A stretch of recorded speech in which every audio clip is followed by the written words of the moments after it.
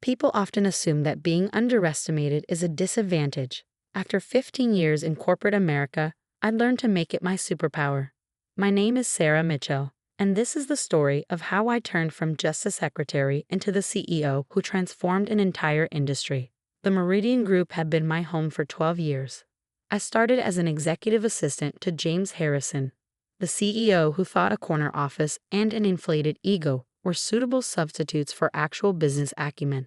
While he spent his days playing corporate politics and golf, I spent mine learning every aspect of our technology consulting business. What no one knew, not even Harrison, was that I had been methodically buying company stock since my first day. Not through normal channels, of course. I created an investment corporation, Mitchell Ventures, under my grandmother's maiden name Walker. For 12 years, Sarah Mitchell was Harrison's efficient but unremarkable assistant, while Katherine Walker was becoming one of the company's largest silent investors. The annual Christmas party at the Grand Plaza Hotel was always Harrison's favorite opportunity to showcase his self-importance. This year was no different, except that it would be his last. "Sarah," he called out, his voice carrying across the ballroom. "Be a dear and fetch Mr. Richardson another drink.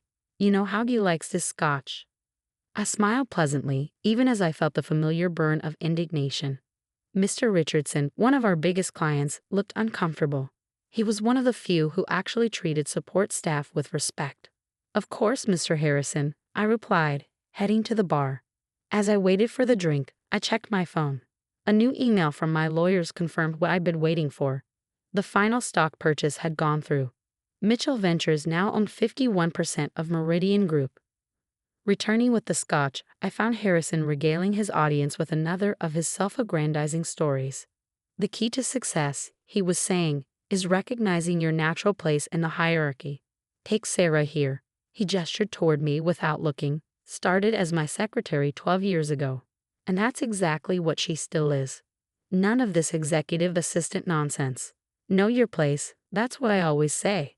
The sycophants around him chuckled dutifully. I handed Mr. Richardson his drink, noticing his slight head shake of disapproval at Harrison's behavior. Although Harrison continued, his voice slightly slurred from too much champagne. "I heard she's made some lucky investments. Probably got tips from listening to my phone calls." More laughter, more forced smiles. "Actually," Mr. Richardson interjected, "I've always found Sarah to be exceptionally knowledgeable about our industry. Just last week she provided some valuable insights about our cloud migration strategy." Harrison waved his hand dismissively. "Oh, she picks up bits and pieces, listening to important people talk. But let's be realistic, she's just a secretary who got lucky with some investments. Speaking of which," he turned to me with his condescending smile. "Why don't we go check on the catering?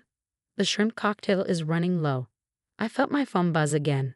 Another email, this time from the board of directors, confirming an emergency meeting for Monday morning.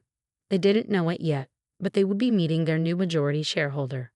"Right away, Mr. Harrison," I said sweetly.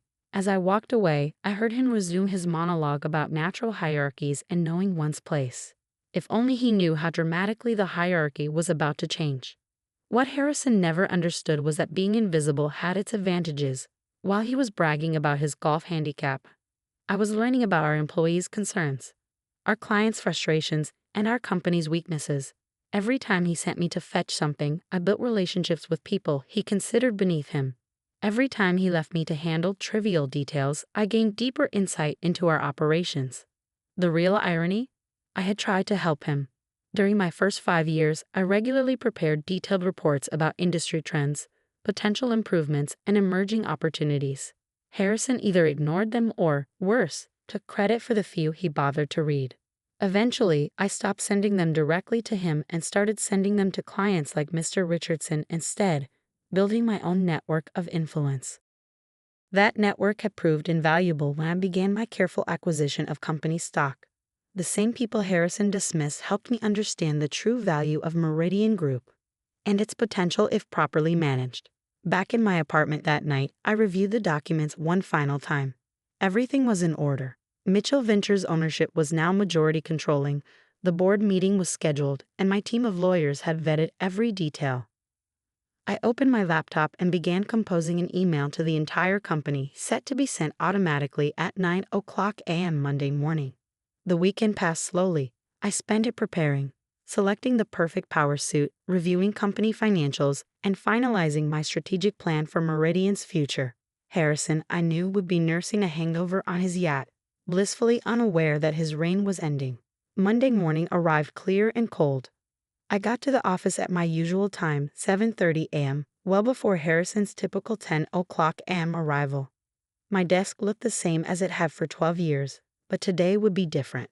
Today, everything would change. At 8:45, board members began arriving for the emergency meeting. They looked confused when their phones buzzed with calendar updates, redirecting them from the main conference room to the rarely used executive boardroom on the top floor. Harrison wasn't even in the building yet. At 8:55, I gathered my materials and headed to the executive boardroom. The security guard, Tom, who Harrison never bothered to learn the name of, smiled and held the door for me. "Big meeting today, Ms. Mitchell." "The biggest, Tom," I replied. "And please call me Sarah." At 8:59, I stood outside the boardroom, listening to the confused murmurs within. My phone showed one new message. "Harrison stuck in traffic. Says to start without him. Jessica, his new assistant." Perfect. At exactly 9 a.m., as my company-wide email was delivering to hundreds of inboxes throughout the building, I straightened my jacket, took a deep breath, and opened the boardroom doors. 12 pairs of eyes turned to me, expressions ranging from confusion to annoyance. "Excuse me, Bernard Walsh," the board chairman began, "but this is a private—" "Good morning, everyone," I interrupted smoothly, moving to the head of the table. "My name is Katherine Walker. You may know me better as Sarah Mitchell. And as of 9 o'clock this morning, I am 51% of Meridian Group." The room erupted in chaos, but I remained standing, calm and composed. After all, I had been preparing for this moment for 12 years. As I waited for the initial shock to subside, I could hear the growing commotion outside the boardroom as employees began reading my email. And somewhere in traffic, Harrison's phone was undoubtedly blowing up with notifications. He had no idea that his familiar corner office would have a very different occupant when he finally arrived. The boardroom at Meridian Group had hosted many dramatic moments over the years, but nothing quite like this. As I stood at the head of the table, watching the board members process my announcement, I could hear the growing commotion outside. My company-wide email was having exactly the effect I'd anticipated. "This is preposterous," Bernard Walsh spluttered, his face turning an interesting shade of red. "You're Harrison's secretary." I smiled, sliding copies of my documentation across the polished mahogany table. "I'm Katherine Walker, majority shareholder of Meridian Group through Mitchell Ventures. And yes, I'm also Sarah Mitchell, the woman who has actually been running this company while Harrison played golf." The board members frantically flipped through the documents, stock certificates, voting rights transfers, legal validations. Everything was perfectly in order, as they were discovering with increasing dismay. "But how?" Patricia Reynolds, one of the few female board members, asked. She seemed more intrigued than outraged. 12 years of careful investment," I replied, taking my seat, Harrison's seat, at the head of the table. While Harrison was bragging about his latest yacht purchase, I was reinvesting every penny I earned into company stock.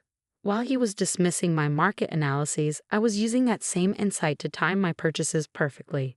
The elevator chimed outside. From the sudden burst of voices, I knew Harrison had finally arrived. Right on cue. The boardroom doors burst open. Harrison stood there, face flushed, tie askew, holding his phone with my company-wide email displayed. "What the hell is this?" he demanded, waving the phone. Then he saw me sitting in his chair. "Sarah, what are you doing? Get out of my seat." "Good morning, James," I said calmly. "Please, take a seat." We were just discussing the change in company leadership. "Leadership? What?" His eyes fell on the documents in front of the board members. "This is some kind of joke. Sarah's my secretary, for God's sake." "Actually," Patricia Reynolds interjected, reading from the papers, "she's our majority shareholder. And according to these documents, she's also our new CEO." Harrison's laugh was borderline hysterical. "This is ridiculous. She can't. I won't." "You won't what, James?" I stood up slowly. won't accept that the just a secretary you've been belittling for 12 years now owns your company, won't acknowledge that while you were building your reputation, I was building actual value. Please sit down, we have a lot to discuss. Something in my tone made him comply, dropping heavily into a chair. I pressed a button on the intercom. Jessica, please come in. Harrison's new assistant entered, looking nervous. I smiled warmly at her. Jessica, would you please distribute the updated organizational charts and strategic plan? She nodded, passing out thick folders to everyone present. Harrison stared at his like it might bite him. Now I continued, let's talk about Meridian's future. Our client satisfaction rates have dropped 15% in the past 2 years.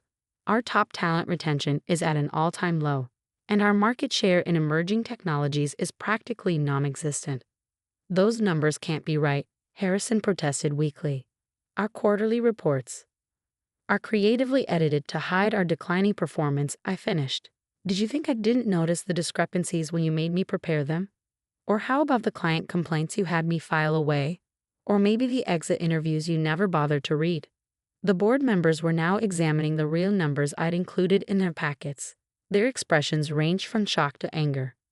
Mr. Harrison, Bernard Walsh said slowly, is this accurate?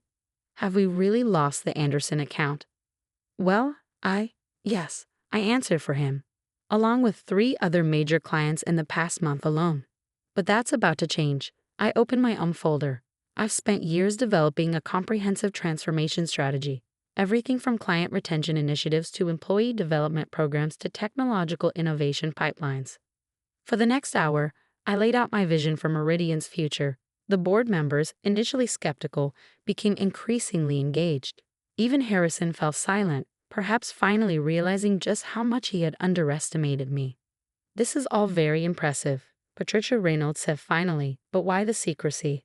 Why work as a secretary all these years? I smiled. Because being underestimated is valuable. While everyone was busy ignoring me, I learned everything about this company, from the ground up. I know our strengths, our weaknesses, and most importantly, our potential. And what happens now? Harrison asked quietly. It was the first intelligent question he asked all morning. Now you have a choice.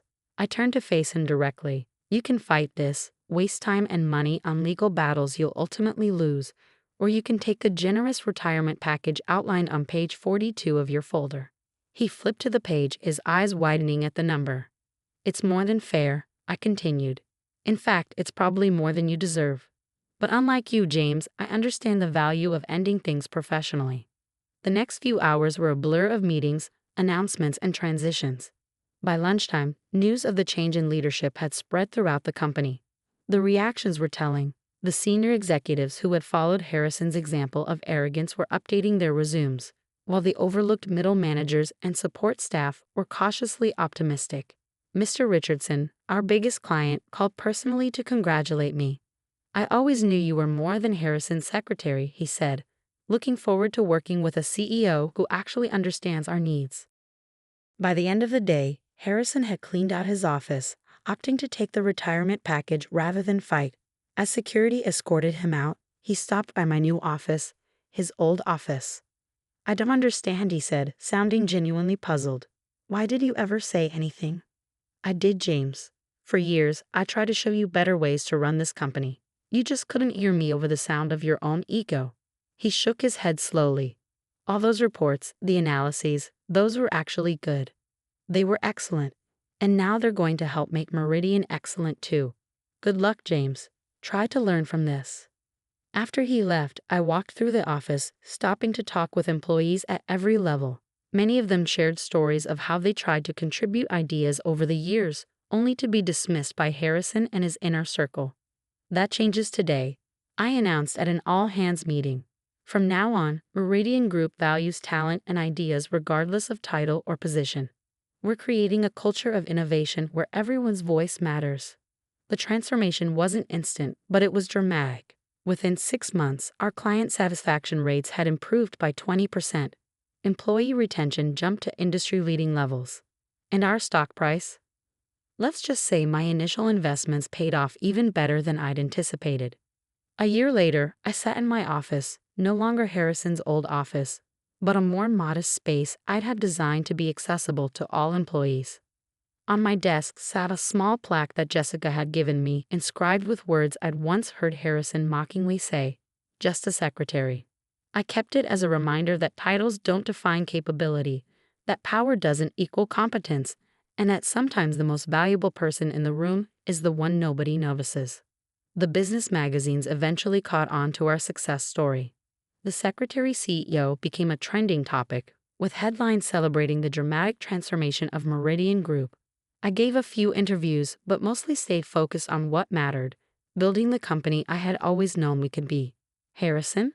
Last I heard, he'd bought another yacht. Old habits die hard, I suppose. But his story became a cautionary tale in corporate circles, a reminder that true leadership isn't about corner offices and long lunches. It's about vision, dedication, and the wisdom to recognize talent regardless of title.